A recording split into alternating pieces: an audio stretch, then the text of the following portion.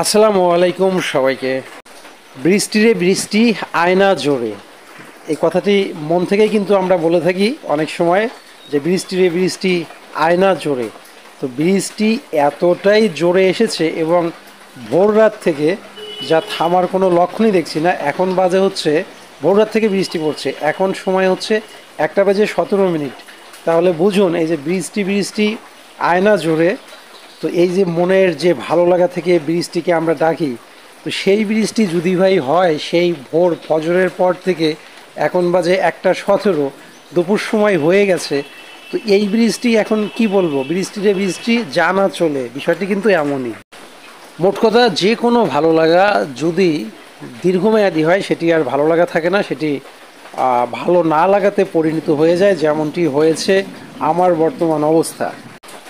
আর এইভাবে বৃষ্টি ভোরবেলা থেকে সেই দুপুর অবধি যদি পড়তেই থাকে, সেক্ষেত্রে একবার চিন্তা ভাবনা করুন যারা কাজের ক্ষেত্রে বাইরে যেতে হয়, বিশেষ করে মার্কেটিং জব, এরপর হচ্ছে আপনার গ্রামে, এটি তো আমাদের গ্রামের বাড়িতে এসছি।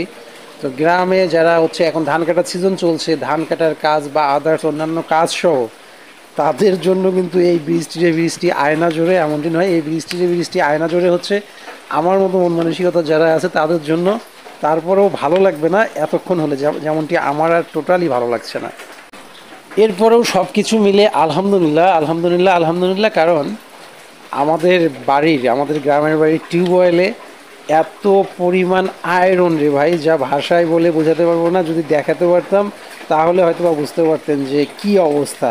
তো আমি আসছি, বাড়িতে আসার পরে এরকম বৃষ্টি হচ্ছে, সেজন্য আমার খুব ভালো লাগছে। আপনারা এর আগে যে ওই যে বালতি ভর্তি পানিগুলো দেখলেন, এই পানিগুলো আমি খাবার কাজ সহ, গোসলের কাজ, এমনকি রান্নার কাজেও ব্যবহার করেছি।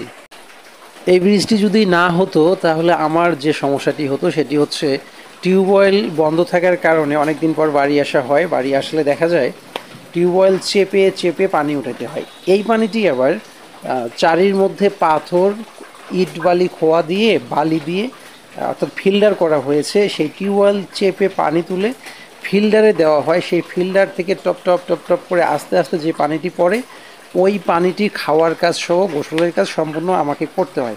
তো সেই দিক থেকে এই যে বৃষ্টি আয়না জোরে বৃষ্টি পড়ছে, আমি গোসল শেষেও দেখুন 3টি বালতি সুন্দর করে ভর্তি করে রেখেছি।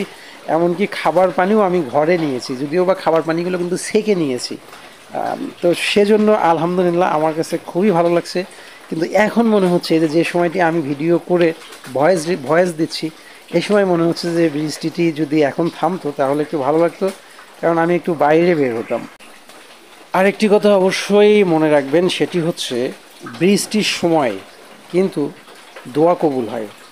সবসময়ই দোয়া কবুল হবে ইনশাআল্লাহ, যদি মন থেকে দোয়া করা হয়। তবে কিছু কিছু সময় নির্ধারণ করেছেন মহান আল্লাহ পাক, যে সময়গুলিতে দোয়া কবুল হওয়ার সম্ভাবনা 100% থাকে, যদি তা সঠিক চাওয়া হয়, যদি সঠিক ব্যক্তি হই, সঠিকভাবে যদি চাই, তো অবশ্যই মহান আল্লাহ পাক তা কবুল করবেন ইনশাআল্লাহ।